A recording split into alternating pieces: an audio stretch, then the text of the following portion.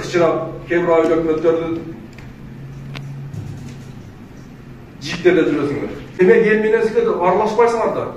Элдердин баары көйгөйүнү билбейсиңер. Баардыгын жатка билиңиздер. Канча жылкы бар, канча уй бар, канча кой эчки бар. Кара шорого $500,000 каралган, нокатка кара койго каралган, анан апшыратага каралган. Андан кийин мына биз Ош облус боюнча өкүлчүлүккө аябай арыздангандар көп келип атат. Ар бир райондон келип атат. Кече Акылбек Үсүмбекович дагы айтты коллегалар, көрдүңөр э? Жогору жакка президентке дагы Ош облусунан көп кайрылды. Ошолорду жерине чече турган сиздер.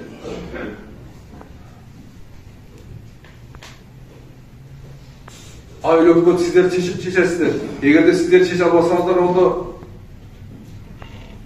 акимдер сиздер жардам берип чечкилер.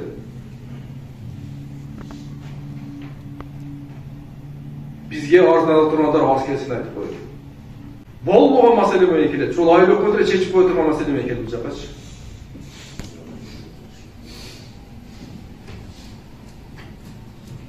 Ошондуктан ушул арыздана турган элдердин маселелердин баардыгын жер-жерлерде чечкиле. Суроо талаптардын баарын аткаргыла. Анан президент тараптан мына аз камсыз болгон үй бүлөлөргө жардам көрсөтүү иретинде электр энергияны 50 тыйындан кылып койду. Туурабы? Бул боюнча дагы жакшы иштерди алып баргыла. Анан колунда барларды эле ушуга киргизип койгула ошологочу.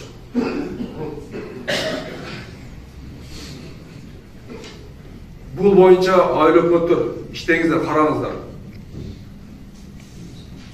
Анан баягы бериле турган жардамдар дагы мисалга колунда жок адамдарга эмес, байларга берип коет экенсиңер. Айыл башчылары менен жакшы сүйлөшүп, эгерде ушундай көрүнүш боло турган болсо, айыл башчылары дагы силер жазалангыла да. Мен түшүнүп атам, силер дагы ушул айыл өкмөткө отурасыңар, чыкпайсыңар да. Эми эгерде мындай карасаңар, ушул айыл өкмөттөгү элдердин баарын эле тааныйсыңар да, мисалга, туурабы? Билесиңер ким жакын жашайт, ким колунда жок, ким бай. Ошону алып кеткенде да бир карап койгулачы өзүңөр, мына тизмесин карап туруп, чындап ушундай кылып берип атабыз же колунда барлар адам берип коюп атат депчи. Жана жардам келсе дагы ошондой баягы колунда жок адамдар жардам да албайбыз деп арызданышат, мисалгачы. Ушундай көрүнүштөр дагы жок болсун. Анан мына жаңы жылда биз балдарга жанагы жаңы жылдык балаты өткөздүк да. Ошол жерде Аяз атага кат жазгыла десек, кат жазсын десекчи. Аяз атага кат жазып атат.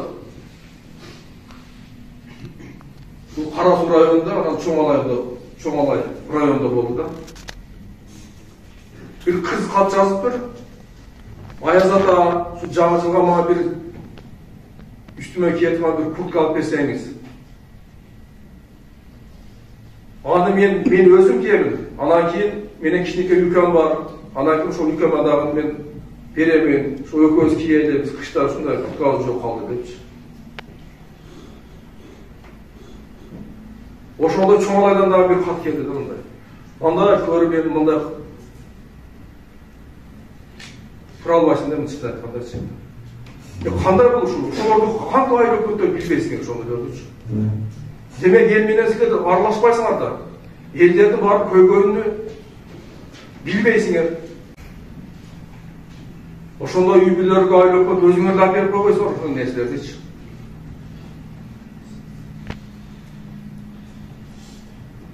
Мен айтам, ушул айыл өкмөт башчылары эл менен байланышы жоктуктан ушундай адамдар калып кетип атат ошолор. Кегеле тугандар, айттым го, мурда биз башкача иштесек, азыр башка жол менен иштейт, башка багыт менен иштейт.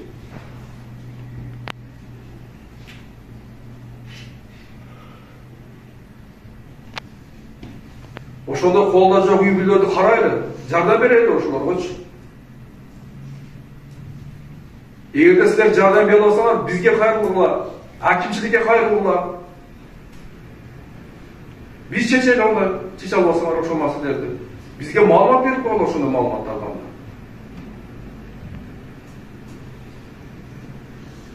Бул жакшы көрүнүш эмес. Biz жүрөбүз азыр кычырап, кээ бир айыл өкмөттөрдүн жиптерде жүрөсүңөр. Элиңер болсо жанагыдай жакырсыз жашап атат.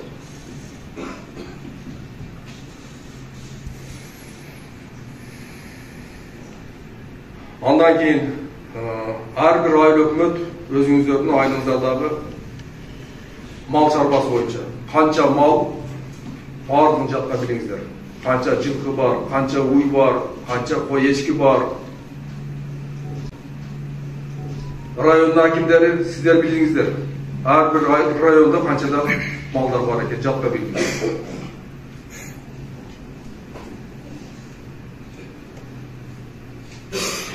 Анан мына идентификация башталган, билесиңер да, туурабы? Мана бола малдар бардыгы толугу менен идентификациядан өтүп бүткөн. Жылына эле баягы жаңы туулган торпоктор жылына басылып турат. Жылкы мынакей биздин Ош областы боюнча 101 000 жылкынын башы боло турган болсо, ошонун болгону 16 000 эле чип басылыптыр.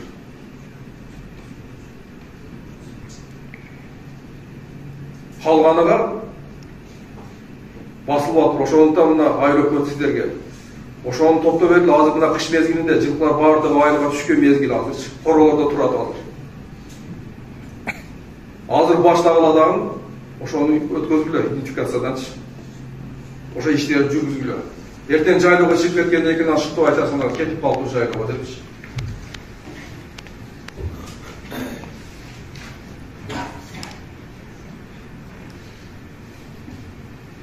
Анан аны идентификацияны өткөзүп койгондон кийин де болду эми каттап койдук дебестен жанагы жүргүзгүлө, компьютерге киргизгиле. Баягы сатылганы бар, союлганы бар, аларды чыгарышыбыз керек. Же болсо жанагыдай вакцинациялап. Ол вакцинациялса, сөз түргөнү киргизиш керек мисалы, туурабы? Ушуларда көзөмөлдөгүлө ошолорду. Анан болду идентификация кылып эле айда бербестен болду деп койбостук. Каттагыла сатып бергени болот. Soyulganı болот, оларды чыгарыш керек анда.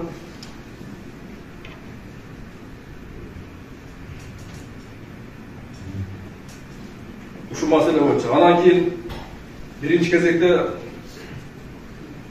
элдерибиздин ден соолугу биздин биринчи байлыгы болуп эсептелет.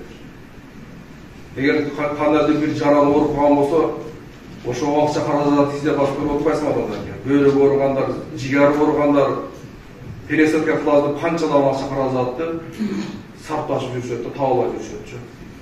Алардын алдын алышыбыз керек. Эмне кылыш керек ал үчүн? Ал үчүн элдерибизге жакшы шарт түзүп беришибиз керек, оорубаш үчүн. Биринчи таза суу менен камсыз кылышыбыз керек. Жана айттыбы, таза суу курулуп атса, ошол көзөмөл жүргүзүлө сапатыгачы.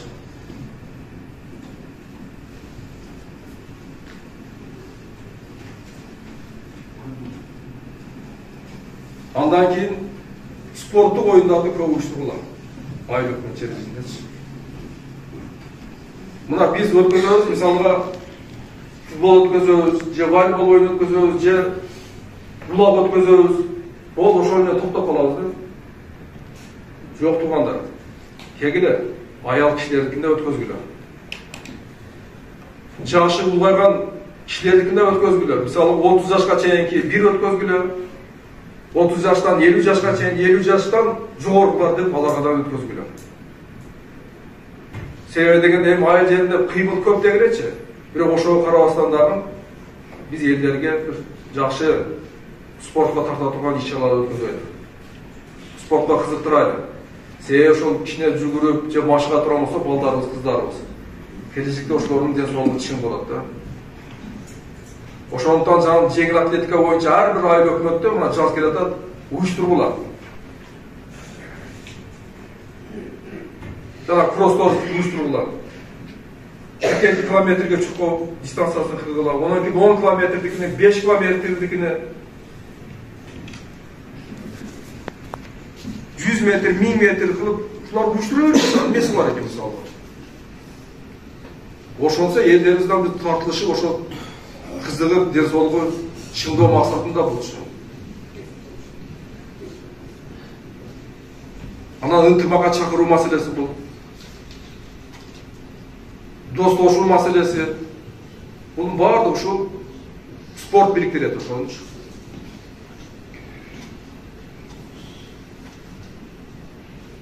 Анан мына ар бирибиздин, ар бир айыл өкмөтүбүздө, ар бир жерибизде, райондорубузда мисалга жакшынакай эс ала турган жерлерибиз бар, туурабы? Ошол жерлерге дагы жакшы туристтерди тартып, эми чет элден эмес, жок дегенде ошол жанагы өзүнүн ички туристтер келсе деле мисалга пайда мисалы. Ошол жерде иштеп аткан жанагы чайканасы болобу, же башкасы болобу, сөзсүз түрдө жанагы кассалык контролдук машиналар болуп ошолор табылыш. Анан тазалыгын сактасын.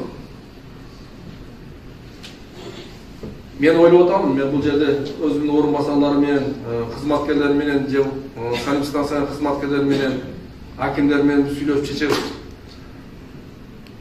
Азыр ошол эс алуучу жерлерге барсаңыз, эми барчылыкта, мурда эми жокчулукта мал сойса эчтекеси калбайт эле. Азыр барсаңар ошол жерге, койдун эчкинин терисин жатканын көрөсүңөр. Дарыянын жээгинде. Ичеги чабабы жатат ошо дарыянын жээгинде. Жуубайт аны эч ким, тазалабайт. Ошо кой эчкинин башы жатат ошол жерде курттап. Онун астында элдер ошо дарыядан суу ичишип атат. Ошондон ошондой жерлерге дагы тазалыкты киргизип, тартып киргизели. Мен ойлоп атам, ошол жака сойбостон үйүндө сойсун дагы, этин апарып ошол жака апарып бышырып анан жеп келсин мисалы. Туурабы? Ошондойлор аткарайлы. Сиздер өзүңүздөр сунуш бериңиздер ошол жерде айыл өкмөт башчылары кандай кылганда кандай болот депчи. Айкыла сунуш барды. Айыл жерде кандай көйгөйлөр бар мисалга, сунуш бергиле ошондойлор.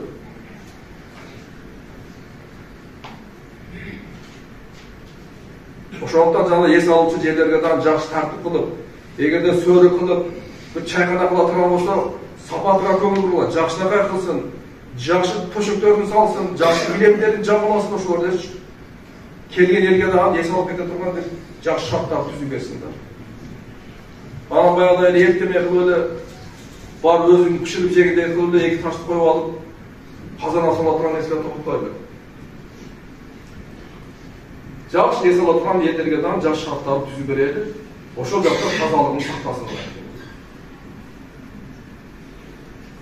Айтып коеюн, мына Арис тарабынан азыр бүткүл дүйнөлүк банктан Карашоорого $500,000 каралган, Нокатка кара койгу каралган, анан Апшыратага каралган. Ошого сунуш бериңиздер. Ал ошол жерге жана ажатканаларды, тарыхканаларды салуу боюнча да кандай сунуш бере аласыздар ошол жерге? Мына силерге эле керек нерсе да. Эртең туристтер келе турган болсо дагы мисалга таштын аркасына өтүп, же башка бишиналарды эртең куруп койгон дарыканаларда отурганга отура албайсыздар, четтен келген туристтер шыдабайсыздар тагачы. Ошого сунуштарды бергиле, кандай кылабыз ошол жерде? Каерге курабыз?